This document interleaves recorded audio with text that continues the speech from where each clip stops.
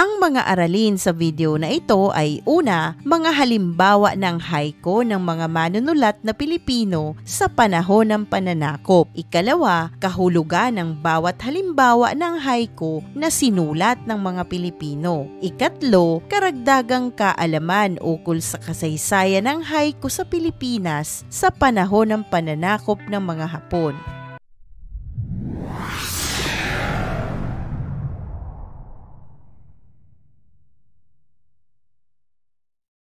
Sa unang bahagi, narito ang munting kasaysayan at pinagmula ng haiku sa bansang Japan. Ang haiku ay isang uri ng maikling tula na nagmula sa Japan noong ika-17 siglo. Nagsimula ito bilang bahagi ng isang mas mahabang tula na tinatawag na renga o renko, isang tulang pasalita na binubuo ng magkakaugnay na saknong na isinulat ng iba't ibang makata.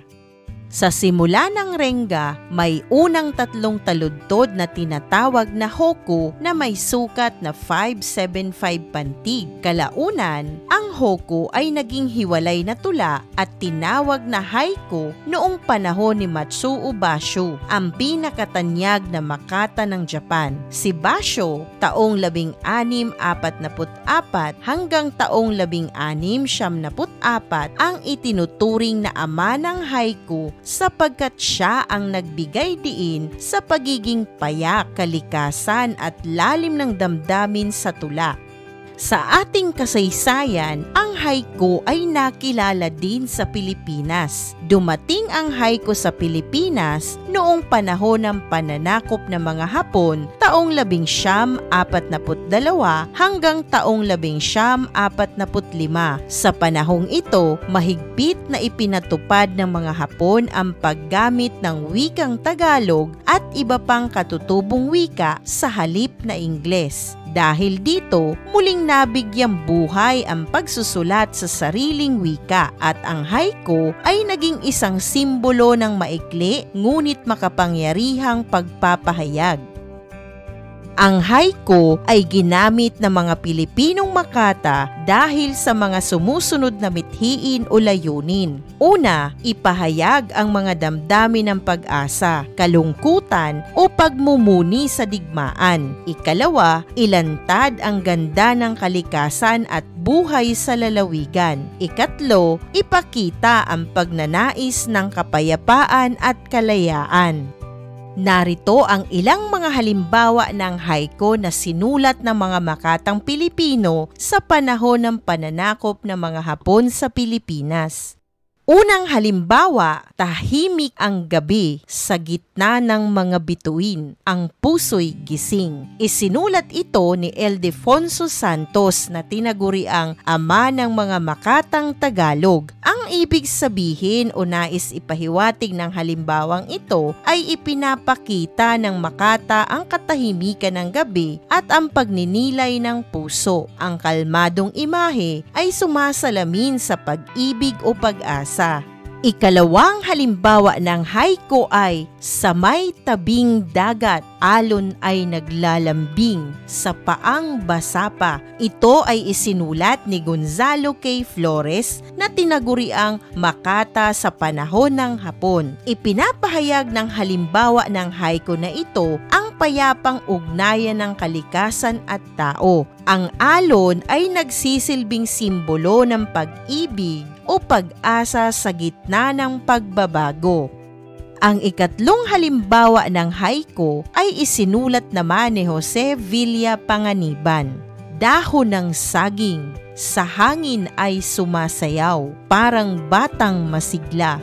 Ginamit ang simpleng larawan ng kalikasan upang ipakita ang kasiglahan ng buhay at kabataan. Ipinapahiwatig ng halimbawa ng haiku ang koneksyon ng tao sa kalikasan. Ang ika-4 na halimbawa ay sinulat ni Magdalena Halanduni. Narito at unawain mo, ulan sa bintana, sumasabay ang luha ko sa mga alaala. Ang halimbawa ay isang malungkot na haiku na naglalarawan ng paghahalo ng kalikasan at damdamin. Ang ulan ay simbolo ng kalungkutan at paggunita. At ang ikalimang halimbawa dito sa ating tala ay modernong haiku o makabagong Pilipinong tula. Iyong pakinggan, Bulaklak sa Hardin, di alintana ang ulan, patuloy sa ganda. Ang halimbawa na ating binasa ay isang haiku ng pag-asa. Ipinahihiwatig na sa kabila ng pagsubok o ulan, ang kagandahan at katatagan ng buhay ay patuloy na namumukadkad. Kung inyong napuna, ang bilang ng pantig sa ilang taludtod sa halimbawa ay hindi tugma sa sinasabi ng haiku na 575. Bagaman sinunod ng mga unang Pilipinong makata ang tradisyonal na sukat ng pantig, lumitaw din ang mga modernong haiku na malaya sa sukat at mas nakatuon sa larawan at damdamin. Ang mga makata tulad ni Manuel E. Argilia, Jose Garcia Villa at mga kasapi ng literary guilds noong panahon ng Hapon ay nagsulat ng mga tula na may impluwensya ng haiku, maikli, matalinghaga at malalim.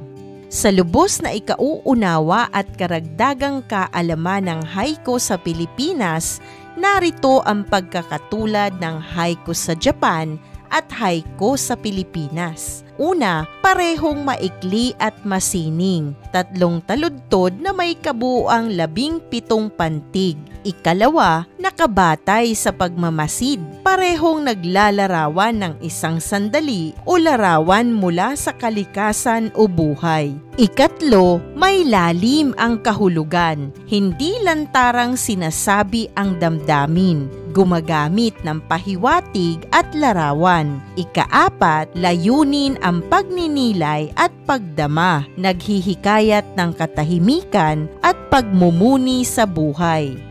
Narito naman ang kanilang pagkakaiba. Una, sa nilalaman. Ang haiku ng Japan ay mas nakatuon sa kalikasan at panahon. Ang haiku ng mga Pilipino ay mas nakatuon sa damdamin ng tao at karanasan sa lipunan. Ikalawa, sa wika. Sa Japan, may mahigit na tuntunin sa kigo, panahon at kireji, pagputol ng ideya. Sa Pilipinas, mas malaya at malikhaing ginagamit ang wika upang ipahayag ang damdamin. Ikatlo, sa tono. Ang haiku ng Japan ay mapayapa at tahimik. Ang haiku ng mga Pilipino ay mas emosyonal at may pag-asa o pag-ibig. Ikaapat, sa layunin. Sa Japan, estetiko at espiritual na pagninilay. Sa Pilipinas, damdamin, pag-ibig at karanasang makabayan. Tandaan, ang mahahalagang tema sa haiku ay kalikasan, tulad na lamang ng ulan, bulaklak, ilog o hangin, panahon, tag-ulan, tag-araw o tag-sibol, buhay ng tao, pag-ibig, kalungkutan o pag-asa, at ang panghuli, pagmumuni-muni, pagsisiyasat sa sarili at sa daigdig. Ang haiku ay nagsisilbing tulay ng damdamin sa pagitan ng kalikasan at kaluluwa ng tao. Sa Japan, ito ay tahimik at pilosopikal. Sa Pilipinas, ito ay damdamin ng puso at pag-asa sa gitna ng pagsubok. Bagaman magkaiba sa pinagmulan at estilo, pareho silang naglalayong iparamdam na ang kagandahan ng buhay ay makikita sa maliliit na sandali.